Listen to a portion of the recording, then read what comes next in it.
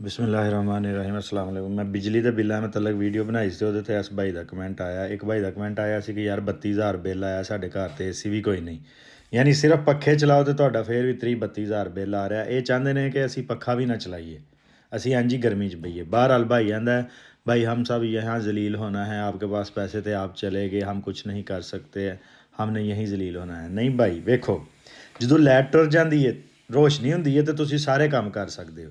ਜਦੋਂ ਲਾਈਟ ਜਾਂਦੀ ਹੈ ਤੁਸੀਂ ਉੱਥੇ ਹੀ ਖਲੋਤੇ ਰਹਿ ਜਾਂਦੇ ਹੋ। ਜੇ ਤੁਹਾਡੇ ਹੱਥ 'ਚ ਮੋਬਾਈਲ ਦੀ ਟਾਰਚ ਨਾ ਹੋਏ ਤਾਂ ਤੁਸੀਂ ਅਗਾਂਹ ਟੁਰ ਨਹੀਂ ਸਕਦੇ। ਇਹ ਹੀ ਕੰਮ ਹੁੰਦਾ ਜਹਾਲਤ ਦਾ। 25 ਕਰੋੜ ਲੋਕਾਂ ਦੇ ਉੱਤੇ ਜਹਾਲਤ ਮੁਸੱਲਤ ਹੈ, ਅਸੀਂ ਟੁਰ ਹੀ ਨਹੀਂ ਸਕਦੇ। ਇਹ ਤੁਹਾਨੂੰ ਪਤਾ ਕਿਉਂ ਲੱਗਦਾ ਕਿ ਤੁਸੀਂ ਕੁਛ ਨਹੀਂ ਕਰ ਸਕਦੇ? ਕਿਉਂਕਿ ਸਾਡੇ ਉੱਤੇ ਜਹਾਲਤ ਮੁਸੱਲਤ ਹੈ। ਅਤੇ ਜਿੰਨੀ ਦੇਰ ਤੱਕ ਹੁਣ ਪਾਕਿਸਤਾਨ ਦੇ ਵਿੱਚ ਜਿੰਨਾ ਮੈਂ ਇੰਗਲਿਸ਼ ਦੇ ਖਿਲਾਫ ਬੋਲਣਾ, ਕੋਈ ਬੰਦਾ ਨਹੀਂ ਬੋਲਦਾ। ਅਤੇ ਜੇ ਸਾਰੇ ਲੋਕ ਸਮਝਦੇ ਨੇ ਕਰਪਸ਼ਨ ਮਸਲਾ, ਨਹੀਂ ਅੰਗਰੇਜ਼ੀ ਮਸਲਾ ਹੈ। ਕਰਪਸ਼ਨ ਅੰਗਰੇਜ਼ੀ ਦੀ ਵਜ੍ਹਾ ਤੋਂ ਹੁੰਦੀ ਹੈ। ਮਤਲਬ ਸਾਡੇ ਡਾਇਰੈਕਟਰ ਸੈਕਟਰੀ ਕਿਉਂ ਕਰਪਸ਼ਨ ਕਰਦੇ ਨੇ? ਕਿਉਂਕਿ ਉਹਨਾਂ ਨੇ ਇੰਗਲਿਸ਼ ਮੁਲਕਾਂ 'ਚ ਸ਼ਿਫਟ ਹੋਣਾ, ਨੰਬਰ 1।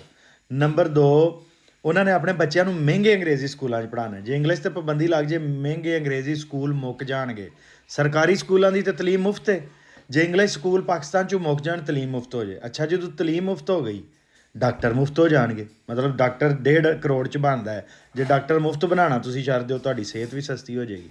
ਕਰਪਸ਼ਨ ਦਾ ਤਲਕ ਹੈ ਇੰਗਲਿਸ਼ ਤਲੀਮ, ਇੰਗਲਿਸ਼ ਮੈਡੀਕਲ। ਅਤੇ ਤੁਹਾਨੂੰ ਤਾਂ ਰਾਹ ਨਹੀਂ ਨਜ਼ਰ ਹੁੰਦਾ ਕਿਉਂਕਿ ਇੰਗਲਿਸ਼ ਨੇ ਤੁਹਾਡੇ ਉੱਤੇ ਇਲਮ 'ਤੇ ਪਾਬੰਦੀ ਲਾ ਦਿੱਤੀ ਹੈ।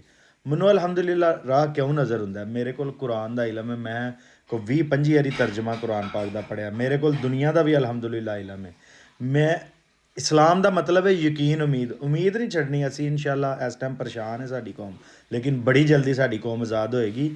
ਪਰ ਇੱਕ ਨੁਕਤੇ 'ਤੇ ਆ ਜਾਓ ਕਿ ਜਿਹੜਾ ਇੰਗਲਿਸ਼ ਨਿਜ਼ਾਮ ਤਲੀਮ ਹੈ, ਸਰਕਾਰੀ ਦੁਨੀਆ ਦੀ ਤੋਹੀਨ ਹੈ ਯਾਰ, ਹੈ ਸਾਡੀ, ਕਿ 25 ਕਰੋੜ ਲੋਕਾਂ ਦੀ ਸਰਕਾਰੀ ਜ਼ੁਬਾਨ ਇੰਗਲਿਸ਼ ਹੈ। ਸਾਰੇ ਕੰਮ ਅੰਗਰੇਜ਼ੀ 'ਚ ਹੋ ਰਹੇ ਨੇ। ਜਰਮਨੀ 'ਚ ਨਹੀਂ ਹੋ ਰਹੇ, ਜਾਪਾਨ 'ਚ ਨਹੀਂ ਹੋ ਰਹੇ। ਕਿਉਂ ਭਾਈ? ਸਾਇੰਸ ਦੀ ਬੋਲੀ ਤੁਸੀਂ ਝੂਠ ਮਾਰਦੇ ਹੋ, ਸਰਕਾਰ ਦੀ ਬੋਲੀ ਇੰਗਲਿਸ਼ ਕਿਉਂ ਹੈ? ਜੇ ਮੈਂ ਇੱਕ ਸਰਕਾਰੀ ਨੌਕਰੀ ਹਾਸਲ ਕਰਨੀ ਹੈ, ਮੇਰੇ ਉੱਤੇ ਇੰਗਲਿਸ਼ ਦਾ ਅਜ਼ਾਬ ਕਿਉਂ ਮੁਸੱਲਤ ਹੈ? ਤੁਸੀਂ ਮੈਨੂੰ ਮੇਰੀ ਜ਼ੁਬਾਨ 'ਚ ਨੌਕਰੀ ਦਿਓ।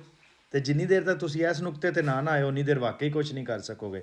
ਜਿਸ ਦਿਨ ਪਾਕਿਸਤਾਨ ਦੀ ਸਰਕਾਰੀ ਜ਼ੁਬਾਨ ਇੰਗਲਿਸ਼ 'ਤੇ ਪਾਬੰਦੀ ਲੱਗ ਗਈ, ਪਾਕਿਸਤਾਨ ਦਾ ਉਸ ਦਿਨ ਤਰੱਕੀ ਦਾ ਸਫ਼ਰ ਸ਼ੁਰੂ ਹੋ ਜਾਏਗਾ ਇਨਸ਼ਾਅੱਲਾ।